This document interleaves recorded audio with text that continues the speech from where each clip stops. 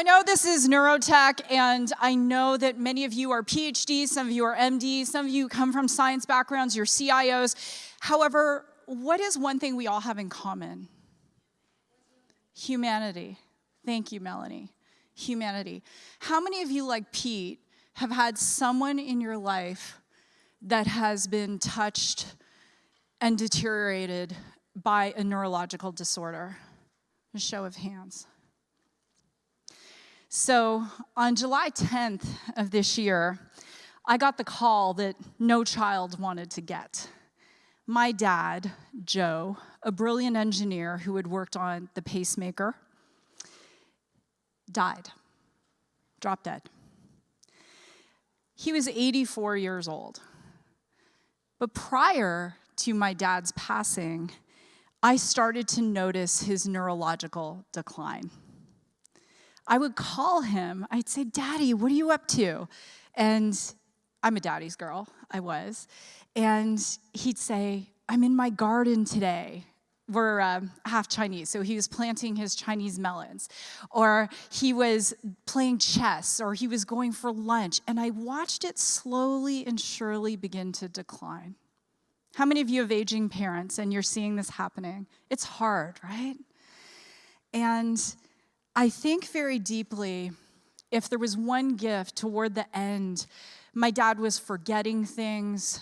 He was so interested. He was still doing his YouTube channel and building websites and things up until about a year before he passed. But his mind gave out before his body did. And so what I would ask as we go into this panel is that we really think about the future of this technology and the gift that it can bring. I can promise you, when the team asked me to moderate this panel, I was excited, but I was also intimidated. The people I'm about to bring to the stage are so brilliant that literally I could tap them on the shoulder at 2 in the morning and have them tell you a deep dive into robotic hands or neuroscience. And they can just say it like many of us could spout out our children's names. And so I'm going to ask you a question before I bring them up. How many of you want 2025 to be an increase year for you? You just want something more in your life, more in your career, just by show of hands. Thank you for the 6 of you who are honest. The rest of you must have really epic freaking lives that I'm going to ask it again because it takes a lot of courage to be honest. How many of you want something more this year for yourself? Thank you for that honesty. So I'm going to ask you, what does it take to achieve more in your life? It starts with curiosity, and to be curious, you've got to be courageous. So I'm going to ask you to not be on your phone while the session is going on, because these people have a combined of something I calculate around 12 or 50 years of education. They're parents, some of them. They're humans. They're dealing with a lot of stuff, and they flew here to be able to share their knowledge with all of you. So I'm going to dare you to be curious and to have the courage to be present. Does that sound fair? I can see all of you. I have 4 kids. All right. So I'm going to bring some amazing people to the stage, and I'll be very candid. One wants to be a cranberry farmer.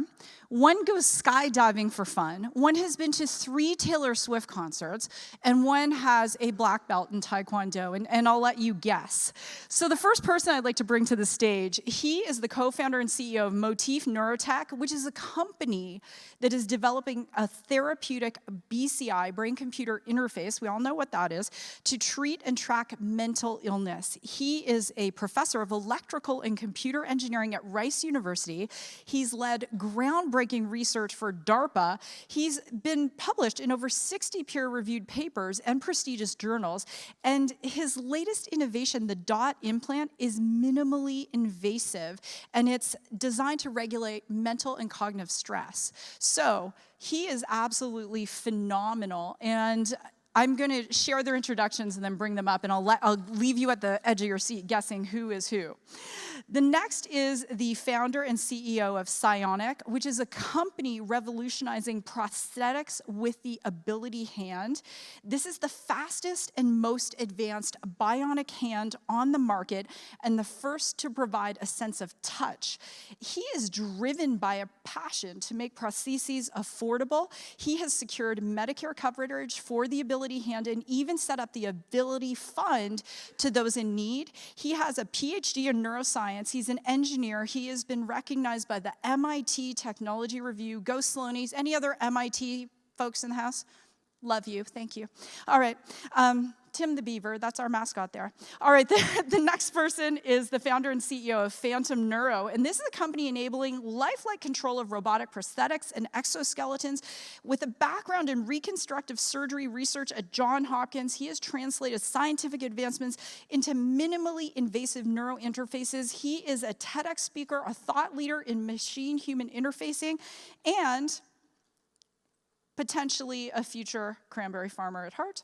And the next and final amazing human is a trailblazer in responsible AI and leads the AI products at IEEE standards, or IEEE as we say. With over 20 years of experience, this person is a champion for ethical, equitable, and impactful AI solutions. Her passion for neurotechnology stems from her early work in healthcare and ongoing advocacy for wearable tech. She is a mentor. She's helped thousands of students, particularly young women in STEM, and she has an incredible, incredible heart of passion for AI ethics. So with that, I would love you to stand up, stand up, stand up, stand up, and welcome Jacob Robinson, Aadeel Akhtar, Connor Glass, and Usha Jagannathan.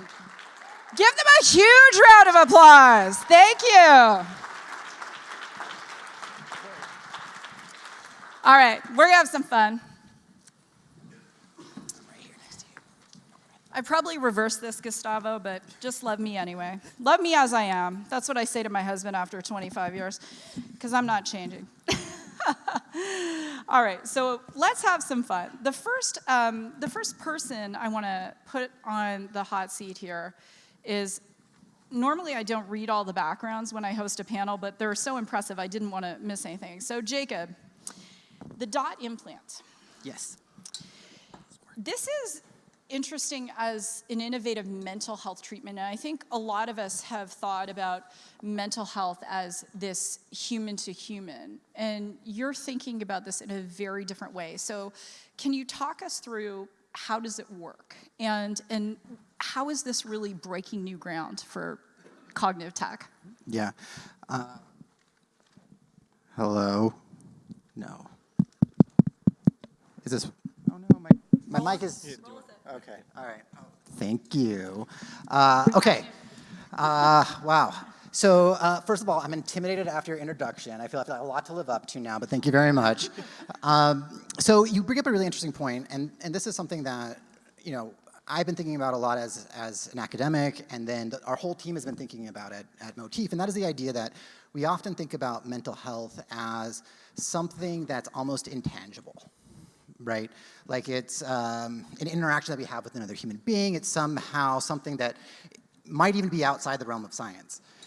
But when we work in neuroscience, and many of you guys know this, I apologize if this sounds obvious to you, but when we think about mental health disorders, we know fundamentally these are biological problems, right? It's activity in the brain that's it's overactive, underactive.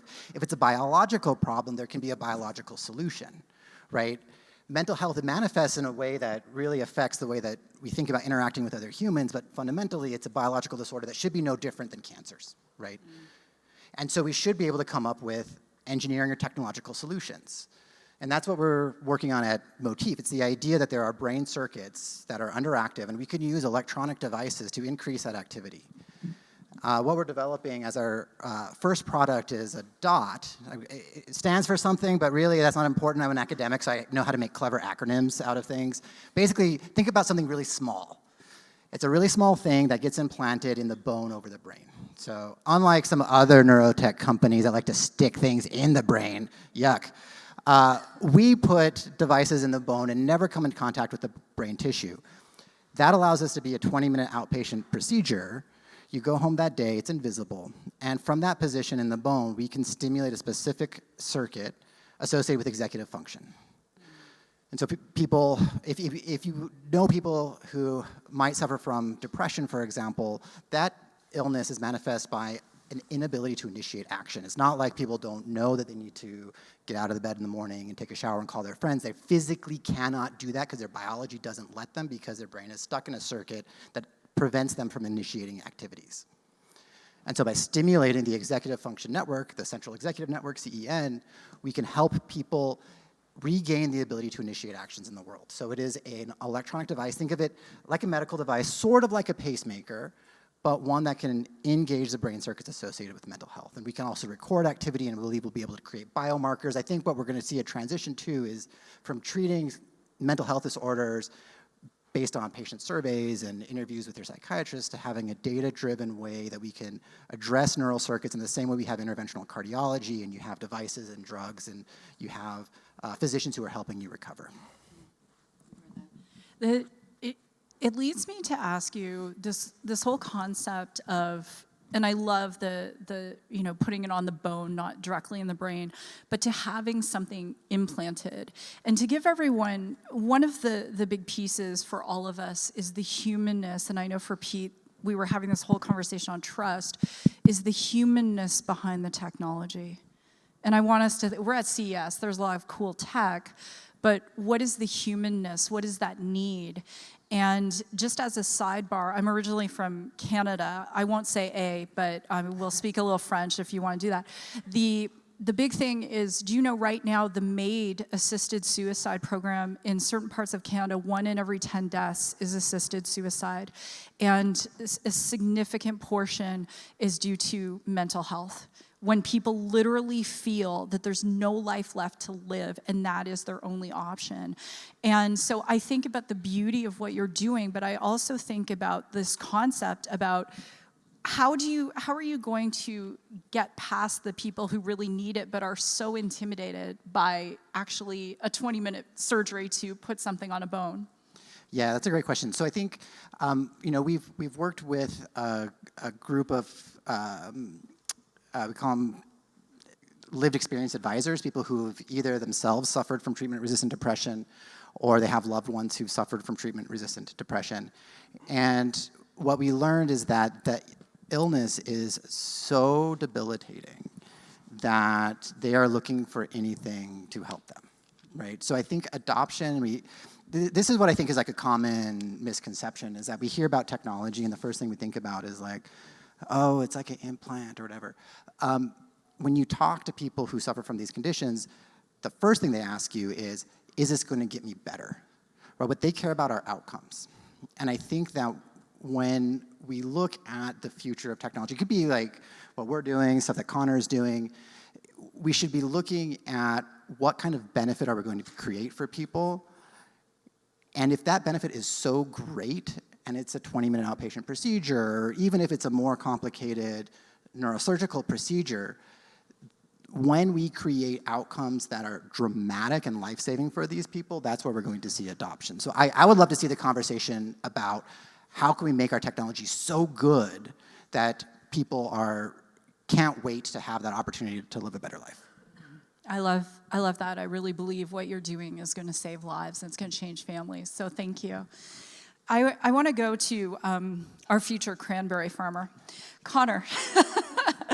So Phantom Neuro is it's enabling incredible control over prosthetics. And how do you envision that human-machine interface over the next few years? And just as a quick follow, how many of you saw Jensen's keynote last night? Yes, wasn't that amazing? And there's this whole concept, it's either we're a human or a robot, but looking at this ability, especially with prosthetics, to humanize this robotic aspect of what it is we can do. So how do you see that? How it works. I absolutely think that the line between human and robot is going to blur over the coming 5 10 years, like very, very quickly. So the robotic side of the house is absolutely incredible. We saw all these humanoid robots. We've seen incredible prosthetic limb robots, such as the Ability Hand over here. But what most people don't recognize is that there's this gap in terms of control and how somebody actually can harness that robot to benefit their life. And so people, almost everybody probably in this room, has seen some really cool example, I'm assuming since you're here to NeuroTech talk, has seen a really cool example of somebody with limb difference or somebody that's lost their limb controlling a robotic prosthesis as if it's their natural limb, like a Luke Skywalker arm, and assume, oh my gosh, this is incredible, like amputees are utilizing these robotic prosthetics and life is amazing. The reality is that that's very far from the true reality, not to be redundant. Actually, amputees are barely able to utilize robotic prosthetics any better than they're able to utilize open and close what's called a body-powered hook prosthesis that was created at the time of the Civil War. So most amputees, especially for upper limb, are still utilizing, if they're actually utilizing prosthesis at all, something that was created in the Civil War. Most people are not utilizing robotic prosthetics because there's no control interface to actually make them function like an intact limb. And so I think with technologies like what we're creating at Phantom Neuro, we're on the cusp of enabling patients to actually be able to harness robots as if they're natural body parts, meaning controlling a robotic appendage, whether it's an upper limb or a lower limb or even a computer or something, as if it is a direct extension of the human body, the identical way to how a person with intact limbs controls their limbs.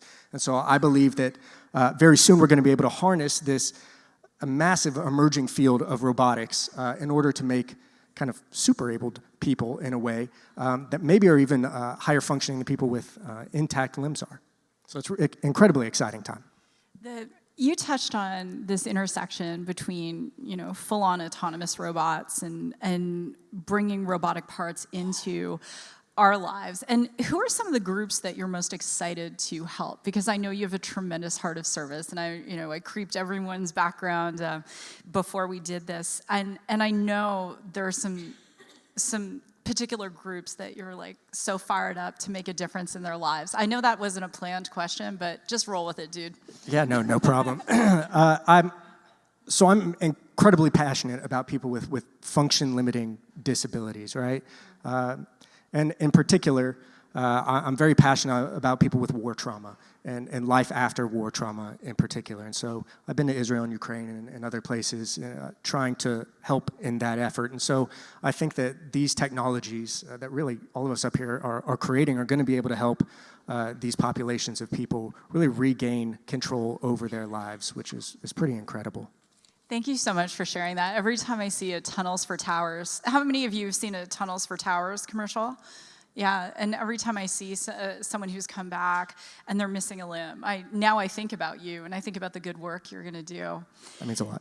Aadeel, you have every single person on this panel, I'm just so in awe of them because they're working on this area from such a heart space. And Aadeel, the inspiration for your company was really seeing, I believe it was a young girl, and just being, and going, oh my gosh, how can I use this giant brain of mine?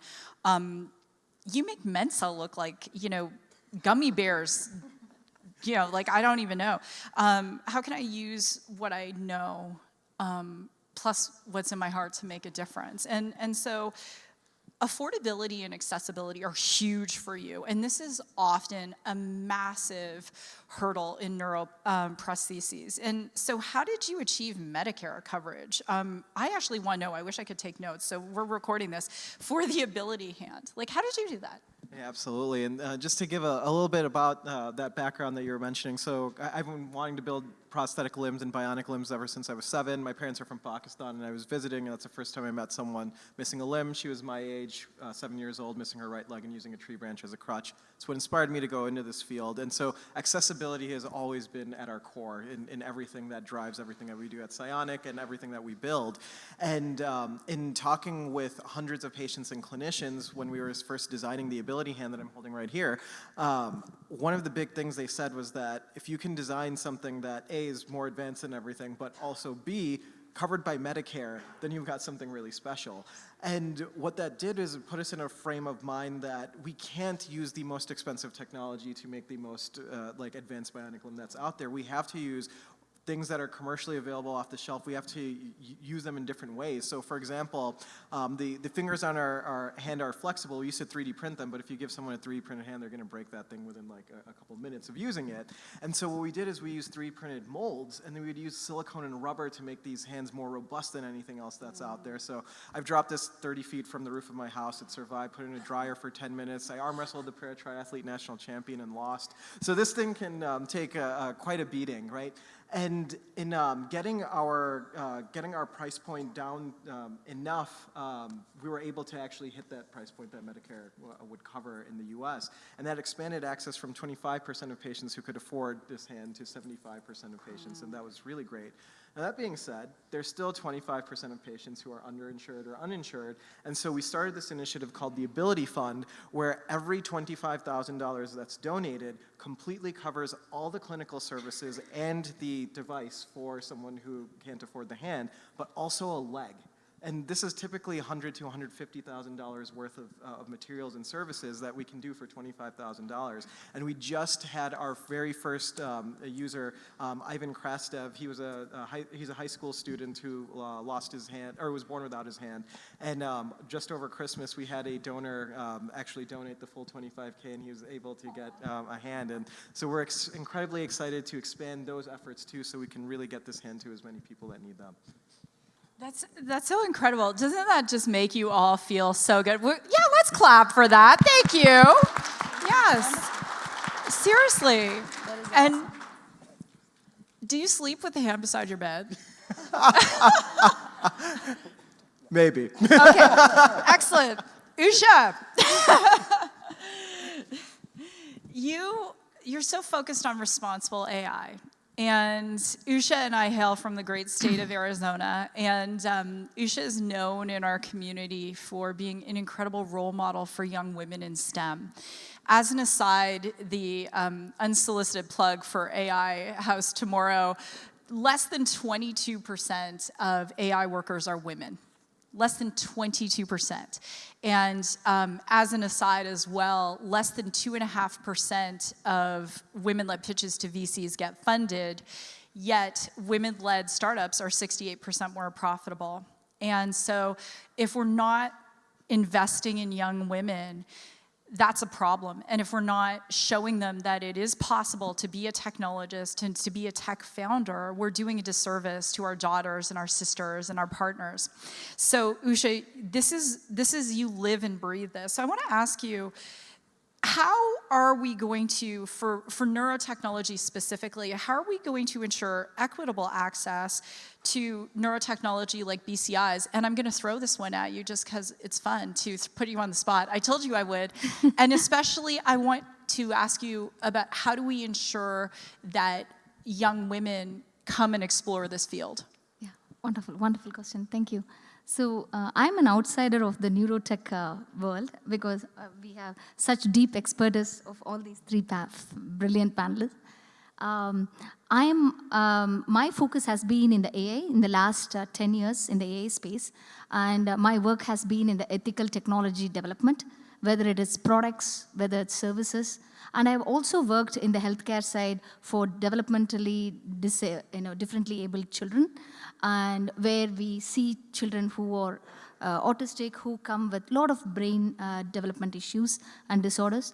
So since then, I have been thinking about, and I was thinking about, how we could go about, because most of my background has been in the database development, web programming, and then the last 10 years, I moved into the AI. Every time when I talk to my dad, he will say, do everything with integrity. So all that got ingrained in my mind, and I said, like, okay, for all these ethical considerations, how do we do this? And when Susan talked about the equitable access.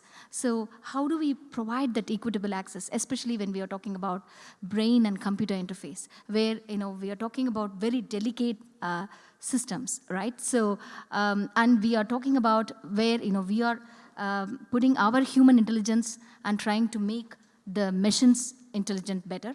And when we are doing it, when all the judgment, everything, we do it much, much better than the machines.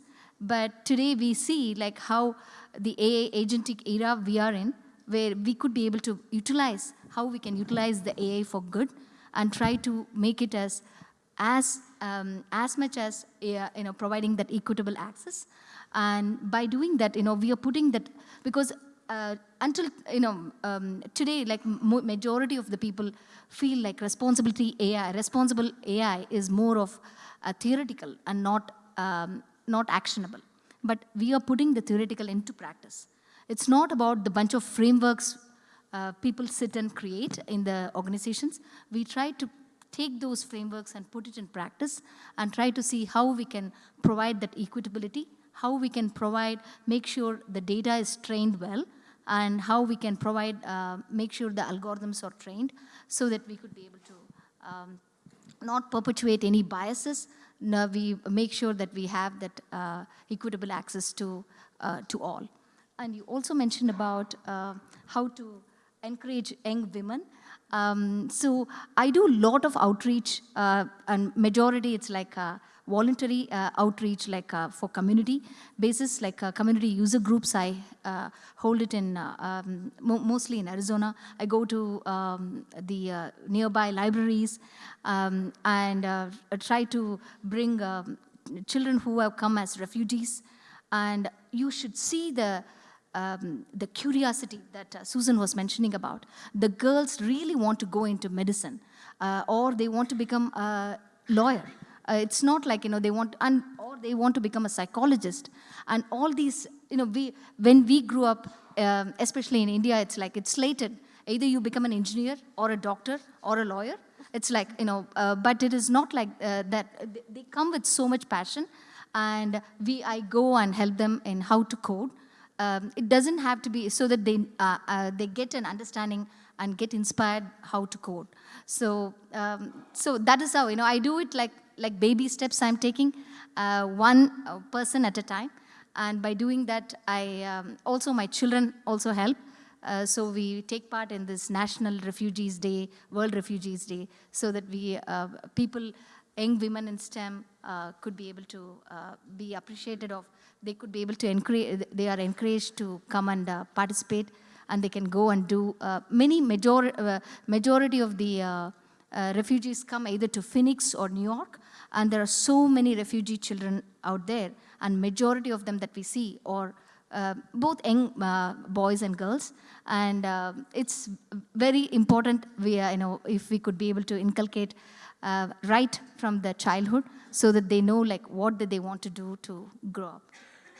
That's incredible, and thank you so much, Usha, for your heart. Sorry, I took your time. No, I want everyone to think about just for a moment, just let us pause for a moment. How many of you are doing what you're doing now because someone had the courage to tell you that you could, or it was a possibility for you, right?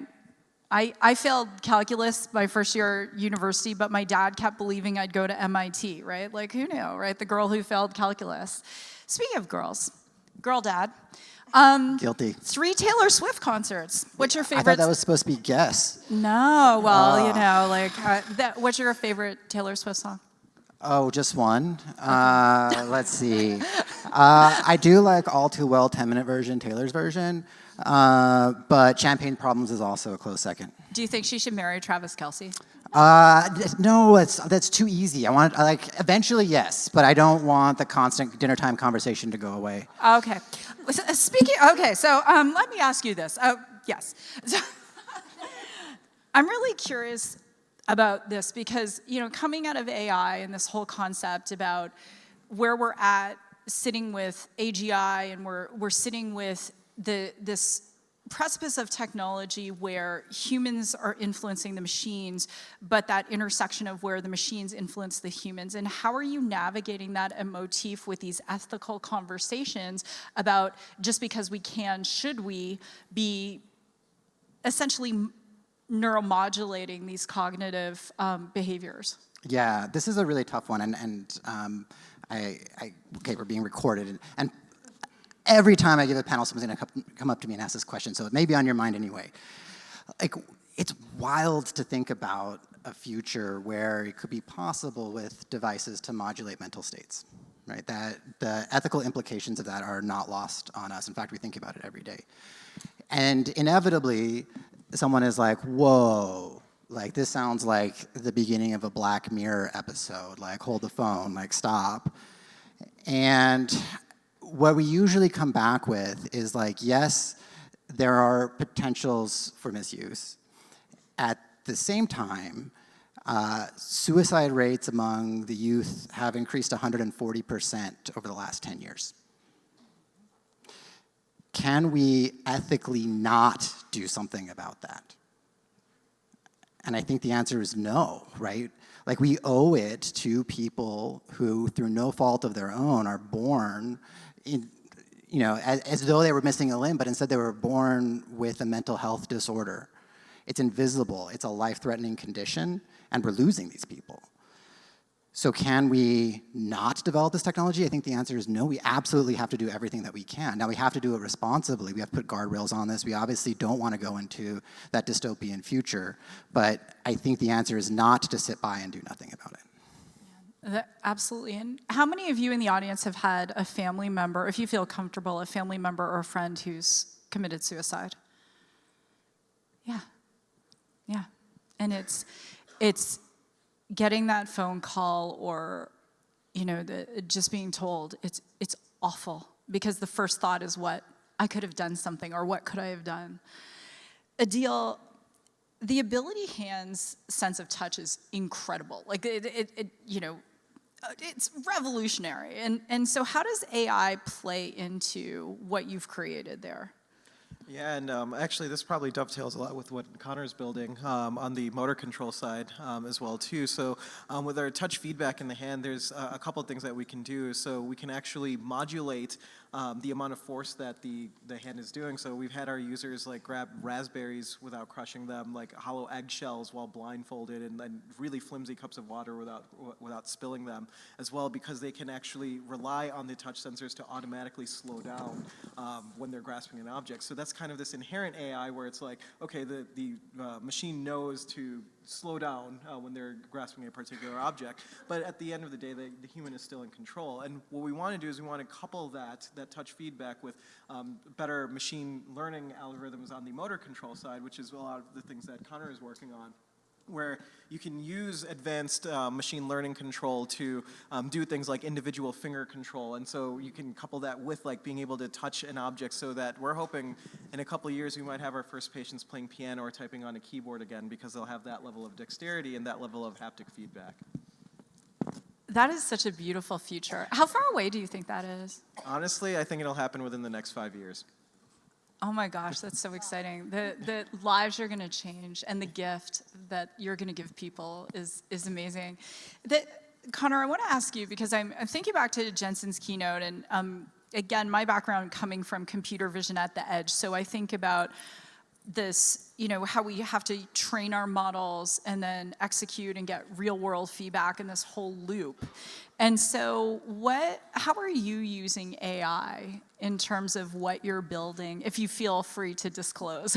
Yeah, absolutely. And I also want to say, I think someone's going to play piano this year, and we're going to make it happen this year. So stay tuned. But no pun intended, right? From a control perspective, I think things are moving much quicker than people anticipate. But one thing that I do want to point out is actually from a sensory feedback perspective, there's an important difference, not to take a tangent here for a second, but there's an important difference between the robot having pressure sensors and detecting that it's applying some amount of force to an object and then automatically having a feedback loop to stop that. What you ultimately want to have is that the person actually perceives the pressure that they're pressing or the feeling you know, of the sensation of whatever it is that they're touching. And we're still actually very far away from making that a reality. Now, there are really cool, you know, DARPA-related studies happening with like nerve cuffs and different things within a laboratory environment, but the hard part is how do you scale that technology? And so, you know, one thing that I think people should realize is that from a control perspective, we're really, we're cooking with gas. But from a sensory feedback perspective, that's where things get much, much more challenging. And so I think that's going to go a little bit slower. In terms of artificial intelligence and how we're applying it, it's actually interesting because you would think that you want to do, you know, most high-powered, I guess, algorithm and neural networks and deep learning that you possibly could apply to a problem of signal decoding and control outputs, but that's actually not the case, because what you're combating is latency and the ability to do edge compute with low power. And so when you're pushing for the latest, greatest algorithm or compute or whatever it might be, you're actually sacrificing battery life and latency along with that. And so we found a nice balance between more simplistic artificial intelligence models and not necessarily applying the most incredible, deep learning neural network that you possibly could, because we actually have this threshold that's actually in the literature noted for us. It's 300 milliseconds. 300 milliseconds is when people start to perceive a delay between trying to do something and actually executing that action. And so that's a pretty low threshold for us to have to meet. Fortunately, we're currently well below that threshold, but that means that you can't do really complicated compute for that, and fortunately, we don't necessarily have to do that. And so it's a little different than what you might think, but I think as technology continues to develop over time, and you're able to do compute faster with lower power requirements, that we'll be able to capitalize on those advancements, but currently that's not possible. Yeah, and to your point too, the latency is such a big issue, right? And so if any of you have implemented any form of edge, that's a whole Pete next year's panel. All right, Usha, final question to you, super quick. This is a big topic. So we have the guys who are building this amazing tech. There are ethical considerations. How do we balance the ethical considerations and the technological evolution so that the people who need to be really served get served?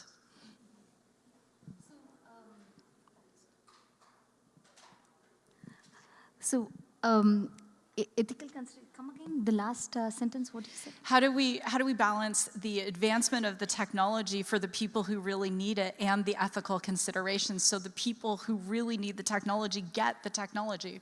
Yeah, so first we need to have a proper guardrails, guidelines that we need to have put in place.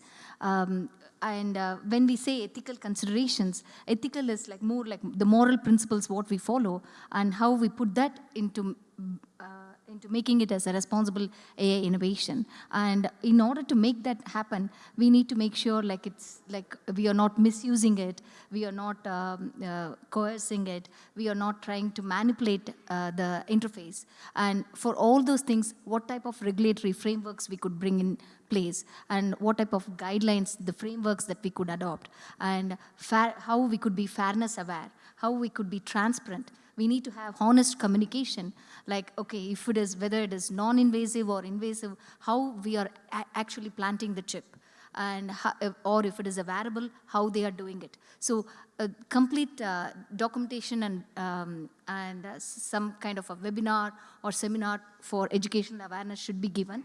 By doing all these things, this helps to prep so that, okay, this is what is expected, so the people know that this is what needs to be done. And also in IEEE, we have for an industry connection program. Let me tell you what is that. It's neurotechnologies for brain-machine interfacing. So we focus on that as well.